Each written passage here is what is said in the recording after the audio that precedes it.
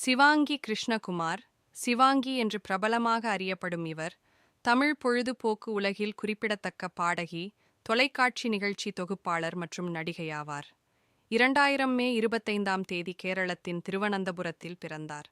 Star Vijay சேனலில் super singer season 7 என்ற பாடல் போட்டியில் போட்டியாளராக கலந்து கொண்டு, தனது இனிமையான குரலும் உற்சாகமான நடிப்பும் மூலம் ரசிகர்களின் மனதை பிடித்தார்.